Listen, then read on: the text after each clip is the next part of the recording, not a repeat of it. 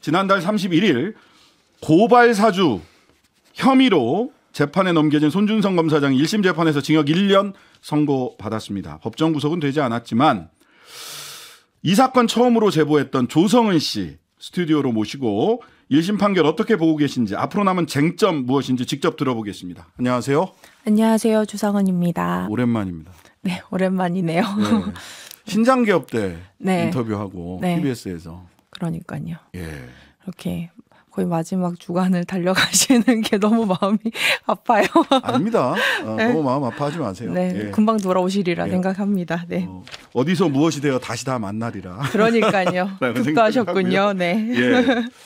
자, 2020년 지난 총선 앞두고 조성은 씨의 공익 제보로 인해서 인터넷 언론 뉴스버스에서 처음 보도한 고발 사주.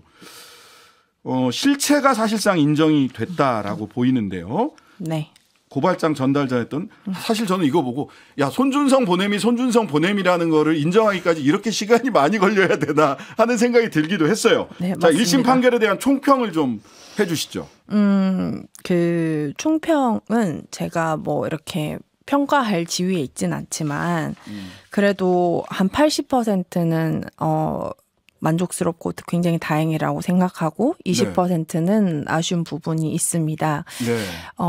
80% 이제 그 부분들은 1년 반 정도의 이제 시간 동안 기소 후, 네, 기소 후 이제 네. 재판이 시작되고 나서 1년 반 동안 굉장히 뭐 허위다 조작이다 말하고 했고 1년 반 동안 거의 재판정에서 제욕밖에 안 했던 우리 손준성 피고인 측이 그들의 주장이 모두 배척이 되고 네. 사실관계는 이제 확정이 된 그런 부분들은 저는 굉장히 만족스럽고, 그리고 어떤 그 고발장 작성 전달의 그 고의가 어떤 고의였는지 뭐 정치적인 개입이나 이런 부분까지 이제 구체적으로 밝혀주시고, 또 사실상 기소가 되진 않았지만 선거법 위반 부분. 예, 기소되지 않았지만 네? 이제 김웅의 이제 공범 김웅에 대한 이제 공모 부분도 이제 밝혀주셨기 때문에 저는 그 다음을 넘어갈 수 있는 중요한 판결이라고 생각을 하고요. 네. 판결문에서 인정된 사실관계를 제가 간단하게 정리를 하면 손준성 검사가 조직적으로 혼자 개인이 한 게 아니라 네. 조직적으로 범정이라고 얘기하는 대검에 있는 여기에서 조직적으로 선거에 영향을 미칠 목적으로 고발장을 작성을 해서 공범인 김웅을 거쳐서 지금 나와 있는 조성은 씨에게, 당시 미래통합당 선대위 부위원장이었죠. 네. 조성은 씨에게 이 고발장과 개인정보가 들어간 각종 자료를 전달했다. 네. 라고 하는 사실관계가 1심에서 전부 인정이 됐어요. 네, 모두 인정이 됐습니다. 예. 네. 이 부분에서 저는 조직적으로 했다라는 점, 그렇죠. 선거에 개입할 목적이 선거에 영향을 미치려고 했다는 점, 그렇죠. 김웅 당시 후보와 공범 관계에 있었다는 점이 네.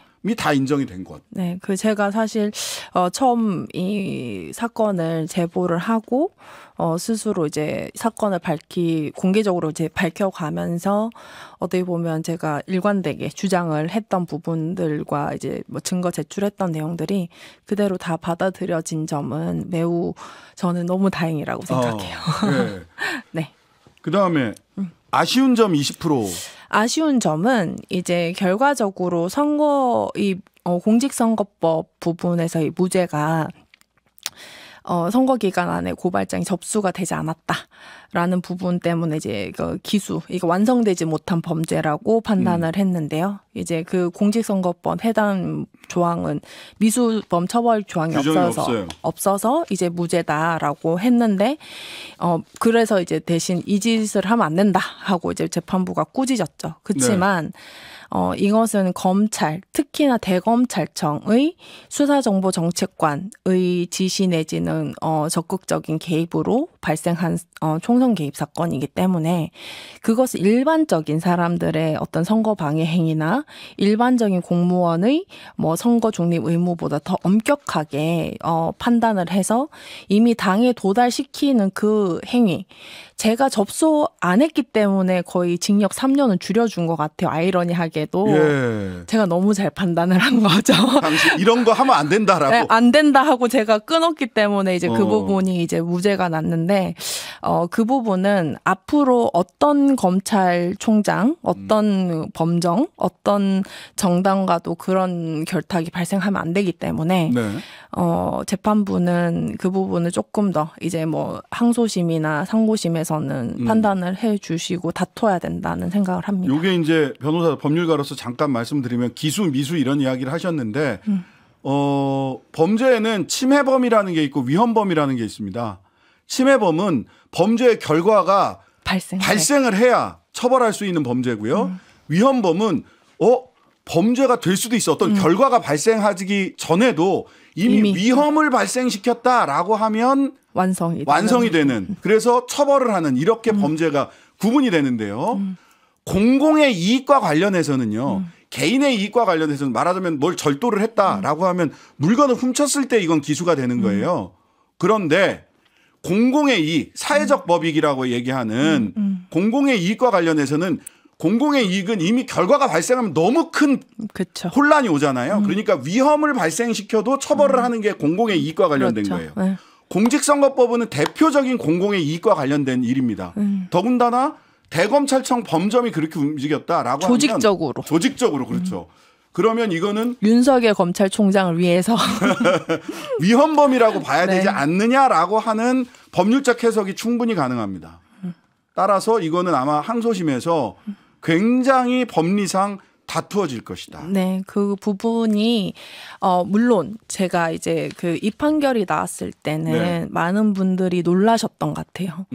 윤석열 정부의 한동훈 법무부 장관의 이 치하하에서 이런 판결이 나왔다고 하는 그렇긴 하지만 그래서 이게 굉장히 전향적이고 굉장히 이렇게 뭐 어떤 진보적인 판결이라고 판단을 하실 수 있지만 네. 그거보다는 제가 1년 반 동안 뭐 간접적으로 혹은 제가 거의 한 12시간을 직접 증인을 했어요. 네, 네. 네, 그래서 그 과정에서 봤을 때는 어떤 정치적 성향이나 그런 부분이 아니라 훨씬 더 엄격하고 굉장히 꼼꼼하게 판결을 했다. 그래서 거의 판결문이 120장 정도거든요. 그래서 그리고 굉장히 보수적인 오히려 판단을 해서 이 정도다라는 맞아요. 부분이라서 저는 시간이 갈수록 제가 뭐 다른 방송에서도 얘기했는데 지금이 제일 경한 판단일 수도 있다. 맞습니다. 네, 예. 그런 얘기를 했죠. 그런데다가 실은 공수처가 이 손준성 한 사람만 기소했단 말이에요. 맞습니다. 예, 원래 김웅은 공수처 지금 대상이 아니라서 검찰에 넘겼더니 검찰이 검찰이 그 손준성 보냄과 김웅의 수신 사이에 제3자가 개입했을 가능성이 있다라는 논리로 무혐의 처분을 했단 말이죠. 네. 그 과정에서 이제 제가 공수처에 고발을 했습니다만 예. 당시 박기동 차장 검사가 티타임에서 기자들을 불러놓고 해당 처분을 하면서 네. 조성은이 진술 번복을 해서 김웅 무혐의 처분을 줄 수밖에 없었다라고 거짓말을 한 거예요. 그래서 제가 그 과정을 제가 사실 티타임부터 굉장히 이상하길래 제가 변호인이 없이 모든 거의 조사를 단 한 번도 변호인 없이 이제 받았기 때문에 그 과정을 이상하다고 녹음을 해놨는데 네. 제 진술은 다 일관됐고 네. 했던 부분들 그러면은 뭐 그 정보공개 청구를 하자 하니까 대검찰청 감찰부에 있어야 되는 제 진술 기록이 없다고 허위 처분을 하고 그러니까 이 2라운드를 제가 지금 이제 시작을 하려고 하는 게 고발 사주 사건보다 이 더 조직적이고 타인의 형사 사건에 영향을 끼치려고 대검찰청이 조직적으로 증거 인멸을 하고 허위 처분을 했던 과정을 제가 다 기록을 해놨거든요. 그래서 그래서 저도 앞서 이 저기를 쭉 보다가 인터뷰 다른 언론에 인터뷰한 걸 보다가 뭔가 또 준비하고 계시다라고 제가 느꼈던 게 뭐냐면 첫 번째. 이 고발장의 내용은 조악한데 형식은 프로페셔널하다. 그래서 이거를 누가 썼는지 짐작이 간다. 이거 굉장히 중요한 대목이라고 저는 봤거든요. 다른 네. 타사 인터뷰에서. 그렇습니다. 제가 이거 얼마나 연구를 했겠어요. 네. 누가 쓴 거로 짐작하십니까? 제가 힌트를 드리자면 네. 스마트해 보였는데 네. 굉장히 요즘에 저 사람이 저런 식으로까지 저 수준인가 하는 의심을 받는 분. 당사자성이 있는 사람으로 제가 추정을 하는데요. 네네네. 근데 사실 제가 이 초기의 고발장을 받자마자는 굉장히 그때도 사실 우리 전혁수 기자님 첫 보도했던 기자님이랑 네, 뉴스버스 당시 당시 기자님과 이제 논의를 했을 때 에이 설마 그 X라는 그 사람이 고발장을 썼을 것으로 추정하고 있는 분이 했지만 그 얘기가 분명히 그때 나왔지만 이렇게 수준 낮은 걸 썼을까? 약간 유튜브에 나오는 이야기들 모아놓은 것 같은 느낌에 맞아요. 저도 고발장 다 봤거든요. 네. 근데 정말 형식은 굉장히 딱 맞춰 있어요. 네. 근데 저는 우리 대검찰청 감찰부에 제일 처음 공익신고를 하러 들어갔을 때 그때 검사님들이 감찰부에 계시는 검사님들이 이건 공소장이네요. 거의 그랬어요. 네, 딱 그러시더라고요. 이 표현들은 설령 판사 출신들도 잘 쓰는 게 아닙니다. 할 정도로 이제 형식상의 프로페셔널함은 느꼈는데 뭐 좌파 언론, 어용 언론, 광화문에 자기들 때문에 100만 명이 모이고 뭐 윤석열 검찰총장은 지지를 받고 취임을 했고 자기들은 뭐라고 해야 될까요? 정의의 사도고 그런 식으로 하고 김건희는 절대 불법적인 주가 조작을 하지 않았다. 2번이나 쓰고. 이거는 지금 말씀하신 이 부분은 고발장에 나오는 걸 그대로 인용하신 거예요. 네. 저도 주장을 하는 게 아닙니다. 이거는 주장이 아니라 고발장에 그렇게 써 있어요. 네. 그렇게 나왔기 때문에 이 수준을 쓰는 사람이면 대체 누구냐? 그 사람은 스마트하다고 알려져 있지 않느냐? 근데 그랬는데 이제 시간 지나서 그 밑바닥이 보이고 있는 거죠 지금. 네. 일단 그분이 썼을 것 같다. 어떤 추정하는 분이 있다. X라는 분. 내용은 조악하고 형식은 프로페셔널한. 네. 그런 비슷한 목적은 천박하고. 그런 분이 있다라고 이제 본인은 추정을 하고 계시는 거고요. 네. 자, 그다음에 지금 2라운드에서 아까 말씀하신 걸 보면 말하자면 이 사건 이후에 실은 윤석열 당시 후보는 괴문서라고 얘기를 했고 고발장을 조성은 씨에 대해서 행실 등등등 여의도에서 저 사람이 어떤 사람인지 다 안다라는 식으로 이야기를 했고 1심 판결이 나온 이후에 한동훈 비대위원장은 기자가 질문을 하니까 자세히 못 봐서 잘 모르겠다 내용 아직 1심 판결일 뿐이다 이렇게 얘기를 했는데 지금 2라운드를 보니까 지금 말씀하신 게 이게 그 범정 압색 전에 PC 증거인멸 동영상도 막 나오고. 그렇죠. 그다음에 본인 증거도 본인이 제출하거나 말한 증거도 지금 어디 있는지 잘 모르겠다라고 하는 부분들도 있는 거니까. 허위 처분을 했던 부분들. 그러면 2라운드는 이 수사 과정에서 은폐사주를 누가 했을까? 이것도 은폐사주입니까? 이번에는? 그렇죠. 누가 은폐사주를 본인의 했을까? 2라운드는 이렇게 생각을 하고 계신다. 네. 그래서 저는 왜냐면 제가 사실 오늘 방송 오는 길에 가지고 왔는데요. 지금 이 자리는 안 들고 왔는데 그 감찰 처분서가 비위 혐의 없음 종결 처분서가 손준성에 대한 재판 중인데 손준성 검사에 대해서는 1심 결과가 나오기 전에 비위 혐의 없음에서 무혐의 판결하고 종결 처분하고 검사장으로 승진을 시켰죠. 근데 거기에 이제 어떻게 했냐면 감찰위원회 심의 결과 이런 처분했으니 검찰총장 명의로 비위 없음 그러니까 허위로 이제 허위지만 그 종결 처분한다라고 이제 2정짜리가 왔어요. 거기는 피징계자가 누군지 손준성이 손자도 없어요. 그러니까 조성은 당신이 공익신고한 그 내용은 감찰심의위원회 심의 결과 비위가 없어서 종결 처분한다. 이 2문장이 다예요.